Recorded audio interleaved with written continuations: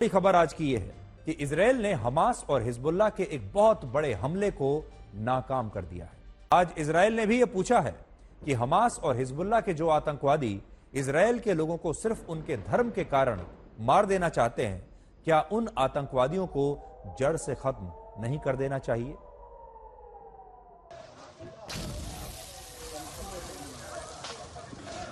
וואו, פה כאילו, פה אני גר. חברים, אני מדבר איתכם פה ממעלות, זה הבית הפרטי שלי. Israeli सेना के अधिकारी इस समय रॉकेट के वो टुकड़े इकट्ठा कर रहे हैं। ये है वो रॉकेट और आप देखिए कितने उसके बड़े बड़े टुकड़े यहाँ पर आकर गिरे हैं। इनने गाड़ियों को नुकसान पहुंचाया है। अगर ये सोचे अगर किसी के सिर में लग जाए, शरीर में लग जाए तो कितना इससे नुकसान हो सकता है। तो इजरायली सेना के अधिकारी अब इस रिहायशी इलाके में आए हैं जहाँ पर ये रॉकेट गिरा। घरों में इससे काफी नुकसान पहुंचा है। सेना, पुलिस, बम निरोधक दस्ते वो सब इस समय यहाँ पर मौजूद है। ग्राउंड जीरो पर हाइफा में तीसरा बड़ा शहर है इजराइल का। और आप देखिए जैसे यहाँ पर रॉकेट गिरा, यहाँ पर उसका नुकसान देखिए। इस गाड़ी को पूरी तरह से चकनाचूर कर दिया है। सड़क के उस पार गाड़ियां चकनाचूर है, घरों के शीशे टूट गए हैं। जैसे ही रॉकेट अटैक का अलर्ट आया तो लोग सुरक्षित स्थानों पर चले गए। लोग अपने घरों में से बॉम्ब शेल्टर की ओर चले गए।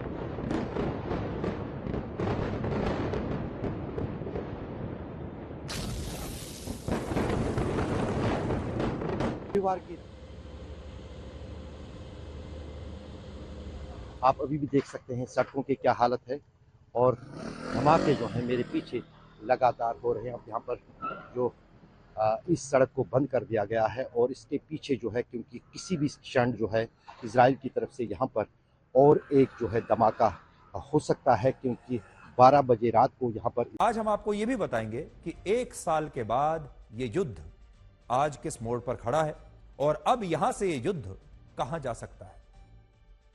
पहली और सबसे बड़ी बात यह है कि हमास ने आज भी इजराइल के 97 नागरिकों को बंधक बनाकर रखा हुआ है। आज भी जिस समय हम आपको यह खबर बता रहे हैं, 97 बंधक हमास के पास हैं जिन्हें उसने अभी तक एक साल में छोड़ा नहीं है। लेकिन इन लोगों के मानव अधिकारों की बात करने वाला दुनिया में कोई नहीं है।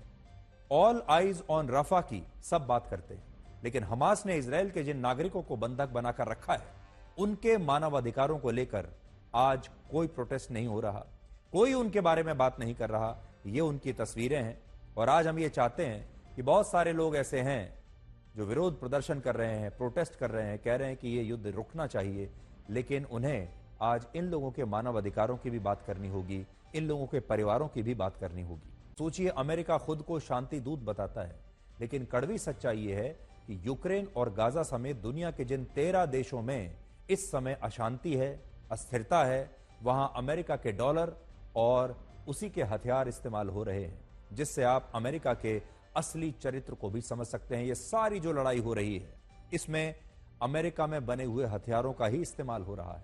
इसलिए चाहे कोई हारे कोई जीते, लेकिन हथियार अमेरिका के ही इस्तेमाल होंगे। चौथी बात, इस युद्ध में अब तक लगभग 47,000 लोगों की जानें गई हैं, जिनमें 41,000 लोग गाजा के हैं, 3,500 लोग लेबनान के हैं और 2,000 लोग इजराइल के हैं। आज हम आपको सिर्फ आंकड़े बता रहे हैं और आंकड़े अपने आप में पूरी कहानी आपके सामने बयां कर देंगे। हमास के आतंकवादियों ने पिछले साल इजराइल के जिन 1200 नागरिकों की हत्या कर दी थी, उन्हें श्रद्धांजलि देते हुए आज एक गाना रिलीज किया है और वो गाना भी आज आपको भी और पूरी दुनिया को सुनना चाहिए। आपने देख लिया, पिछले एक साल में तो पूरी दुनिया ने देख लिया कि युद्ध किसी के लिए भी अच्छा नहीं होता।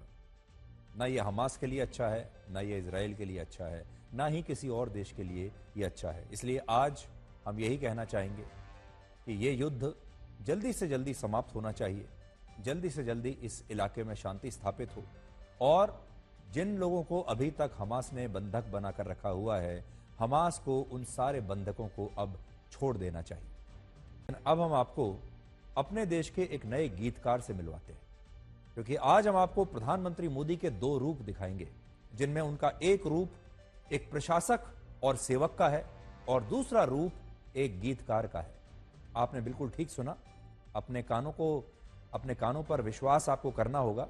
प्रधानमंत्री मोदी अब एक गीतकार भी बन गए हैं और इन दोनों रूपों में, प्रशासक और सेवक के रूप में, आज प्रधानमंत्री मोदी ने अपने 23 वर्ष पूरे कर लिए। 23 साल पहले आज ही के दिन नरेंद्र मोदी पहली बार गुजरात के प्रधानमंत्री बने थे और एक प्रशासक के रूप में आज के दिन उनका सफर शुरू हुआ था, जो आज भी 23 साल बाद भी लगातार चलता जा रहा है। एक दिन का भी ब्रेक उसमें आया नहीं। एक भी चुनाव प्रधानमंत्री मोदी उस दिन से लेकर आज तक हारे नहीं और इससे पहले वो पर्दे के पीछे रहकर एक कार्यकर्ता के रूप में पार्टी के लिए काम करते थे और बाद में उन्होंने अपनी पार्टी का नेतृत्व किया। सरकार में वो मुख्यमंत्री रहे गुजरात के और फिर देश में प्रधानमंत्री बने। और बहुत कम नेता ऐसे हैं जिन्हें 23 साल में एक बार भी ब्रेक नहीं लिया। पहले वो गुजरात के मुख्यमंत्री उनकी पार्टी ने उन्हें बनाया और आज इसी बात को याद करते हुए प्रधानमंत्री मोदी ने बीजेपी को धन्यवाद दिया है और लिखा है कि वो अपनी पार्टी के आभारी हैं जिसने उन्हें एक कार्यकर्ता से मुख्यमंत्री पद की इतनी बड़ी जिम्मेदारी सौंपी और फिर आज वो प्रधानमंत्री बनकर भारत की सेवा कर रहे हैं।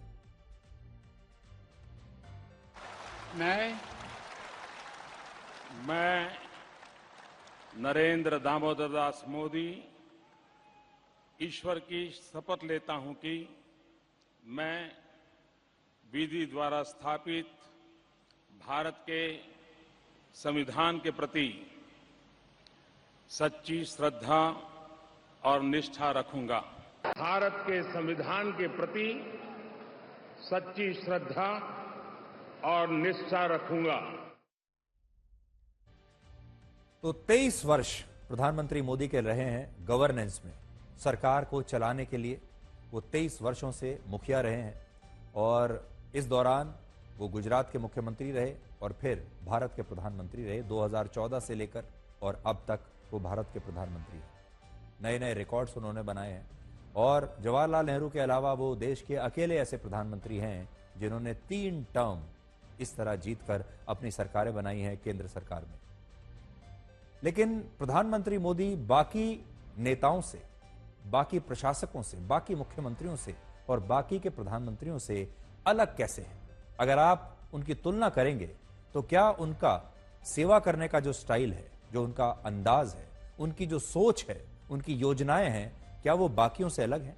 तो पिछले 23 वर्षों में प्रधानमंत्री मोदी ने ऐसे कई अभियान शुरू किए जो उनकी अलग सोच का परिचय देते हैं, उनकी दूरदर्शिता का परिचय देते हैं और बताते हैं कि वो वाकई बाकियों से अलग हैं, बाकियों से अलग सोचते हैं। सोचिए, उन्होंने भारत में स्वच्छता अभियान शुरू किया, लाखों नवजात बच्चों की जानें बचाई, मुख्यमंत्री रहते हुए गुजरात के लोगों को मुफ्त अनाज दिया और कोविड में भारत के 80 करोड़ लोगों के लिए भी मुफ्त अनाज की योजना शुरू की जो आज भी जारी है।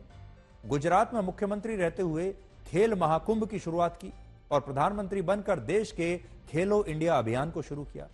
महिला सशक्तिकरण के लिए गुजरात में मिशन मंगलम शुरू किया और प्रधानमंत्री बनकर ड्रोन दीदी अभियान शुरू किया। पर्यावरण के संरक्षण के लिए गुजरात में वन महोत्सव की शुरुआत की और प्रधानमंत्री बनकर एक पेड़ मां के नाम अभियान को देश भर में उन्होंने सफल बनाया। आत्मनिर्भर भारत के लिए मेक इन इंडिया शुरू किया, डिजिटल भारत के लिए डिजिटल इंडिया मिशन शुरू किया, वन नेशन वन टैक्स के लिए जीएसटी की व्यवस्था की, गरीबों के लिए मुफ्त इलाज के लिए आयुष्मान योजना शुरू की, गरीबों के पक्के मकानों के लिए प्रधानमंत्री आवास योजना, किसानों को सालाना 6,000 रुपए की आर्थिक मदद और 3 तलाक के खिलाफ कानून और जम्मू कश्मीर से अनुच्छेद 370 को समाप्त किया। राम मंदिर बनवाया, ये भी एक उनकी उपलब्धि है। इससे आप ये समझ सकते हैं कि प्रधानमंत्री मोदी के पास एक विजन है और क्योंकि वो जमीन से जुड़े हुए नेता हैं इसलिए वो देश की समस्याओं को बहुत गहराई से समझते हैं, क्योंकि उन्होंने गरीबी को बहुत करीब से देखा है। उन्होंने खुद एक बहुत गरीब परिवार में जन्म लिया, गरीबी में अपना बचपन बिताया और वो शायद देश के अकेले ऐसे नेता होंगे जिसने देश के हर डिस्ट्रिक्ट में कम से कम एक रात जरूर बिताई होगी, जो देश के हर डिस्ट्रिक्ट में कम से कम एक बार जरूर गया है। इतने अनुभवी नेता है। आपको याद होगा कोविड में भी उन्होंने जिस तरह से भारत का नेतृत्व किया उसकी दुनिया के बड़े बड़े देश आज भी प्रशंसा करते हैं।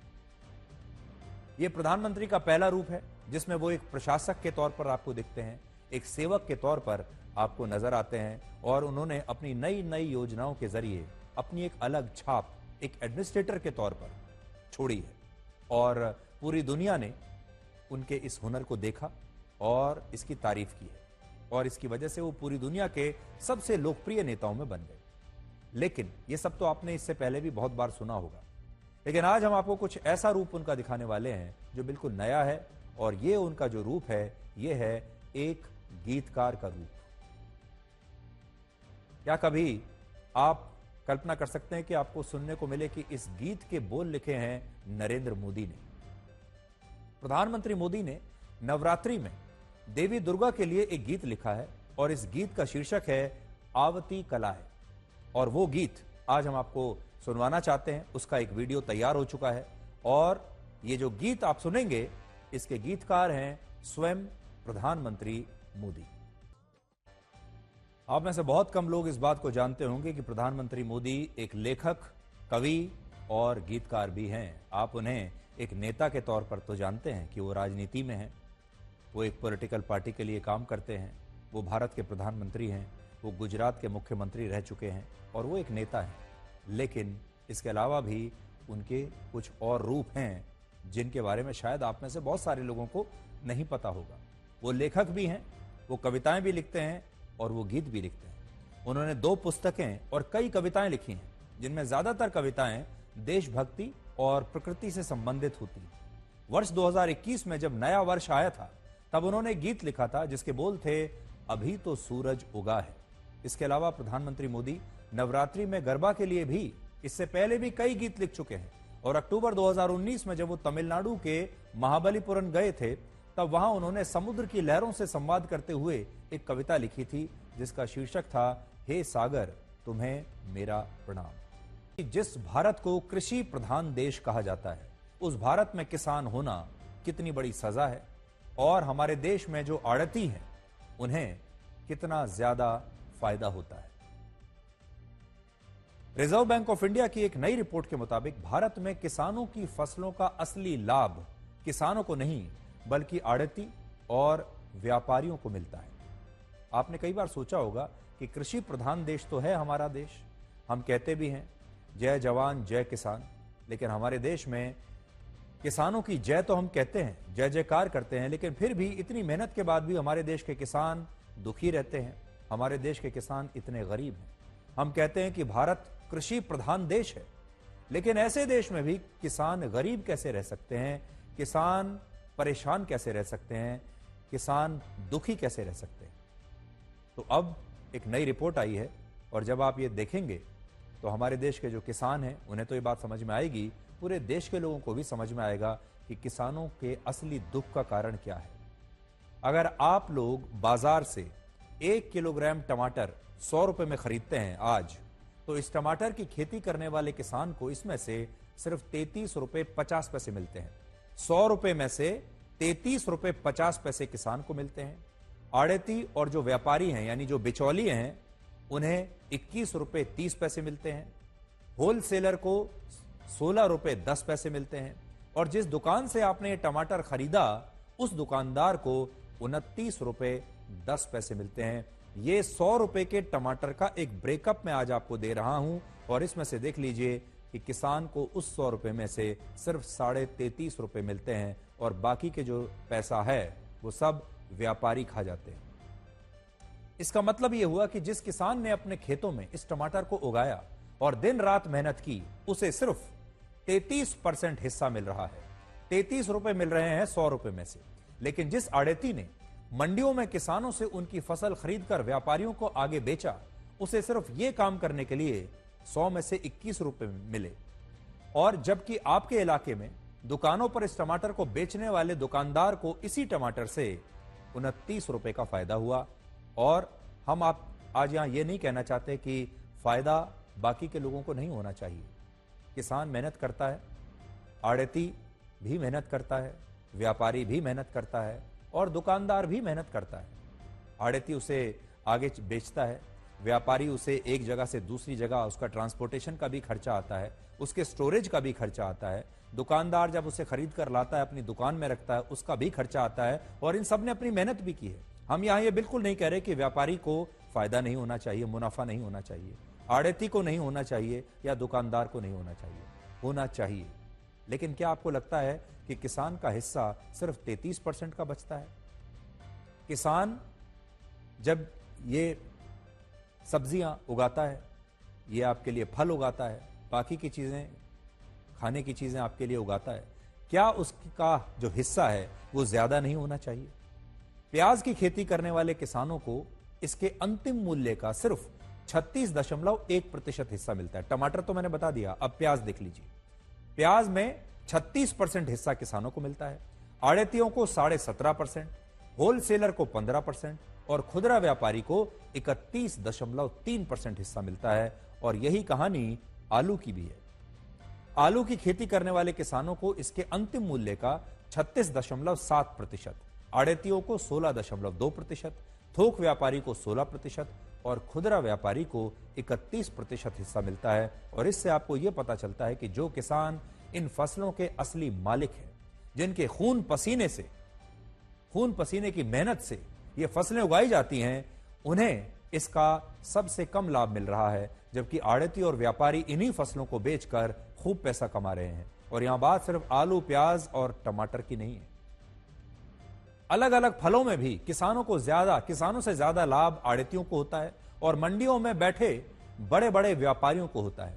भारत के किसान जो फल दूसरे देशों में बेच रहे हैं, दूसरे देशों में भेज रहे हैं, उसमें भी किसानों के साथ अन्याय हो रहा है। उदाहरण के लिए भारत के किसान मंडियों में 1 किलोग्राम अंगूर 45 रुपए के हिसाब से बेचते हैं, तो नेदरलैंड्स के पोर्ट पर पहुंचते पहुंचते ये 138 रुपए 50 पैसे के हो जाते हैं। और बाद में यूरोप के देशों में यही 1 किलो अंगूर दुकानों पर 256 रुपए में बिकते हैं। लेकिन भारत के किसान को इस अंगूर के लिए भी सिर्फ 45 रुपए मिलते हैं। इससे आप अंदाजा लगाइए कि भारत के किसानों के साथ कितना बड़ा अन्याय हो रहा है। और ये आज जो हम रिपोर्ट दिखा रहे हैं आपको, ये हम अपने देश के किसानों के लिए दिखा रहे हैं, किसानों के परिवारों के लिए दिखा रहे हैं। हम सिर्फ इतना कहना चाहते हैं, मुनाफा तो सबको ही कमाना चाहिए, क्योंकि सब लोग काम कर रहे हैं तो मुनाफे के लिए ही कर रहे हैं। लेकिन इसमें सबसे बड़ा मुनाफा होना चाहिए किसानों का। कुछ वर्ष पहले तक जब एक किसान ने टीवी पर यह देखा कि आईपीएल के क्रिकेट के खिलाड़ियों की बोली लगाई जा रही है, खिलाड़ी करोड़ों रुपए में बिक रहे हैं, तो इस किसान ने कहा था कि काश किसानों की फसलों का भी कोई आईपीएल होता, तो फसलों को बेचकर आड़तियों और व्यापारियों से ज्यादा किसान खुश हो जाते। लेकिन कड़वा सच यही है कि आज हमारे देश में किसान होना एक बड़ी सजा है और आड़ती और व्यापारी होना सबसे ज्यादा फायदेमंद है। RBI, reserve bank of India की इसी रिपोर्ट में यह भी लिखा है कि किसानों को उनकी फसलों का उचित दाम इसलिए भी नहीं मिलता क्योंकि उन्हें ये फसलें स्थानीय स्तर पर पहले आड़तियों को बेचनी होती हैं, बाद में यही फसलें सरकारी और दूसरी मंडियों के जरिए पहले होलसेलर के पास जाती हैं, उसके बाद आपके आसपास की दुकानों पर पहुंचती हैं, जिससे किसानों को उनकी फसलों से ज्यादा लाभ नहीं होता। लेकिन आड़ती और व्यापारी इन फसलों से, इस चेन में अच्छी खासी कमाई कर लेते हैं। और आपको याद होगा जब केंद्र सरकार वर्ष 2020 में 3 कृषि कानून लाई, तब इनमें यही प्रावधान था कि किसान आड़तियों और मंडियों से मुक्त हो जाएंगे और अपनी फसलों को अपने हिसाब से बाजारों में बेच पाएंगे या पहले से निर्धारित कीमतों पर अपनी फसलों की कॉन्ट्रैक्ट फार्मिंग कर पाएंगे, जिससे उनकी आमदनी बढ़ जाएगी।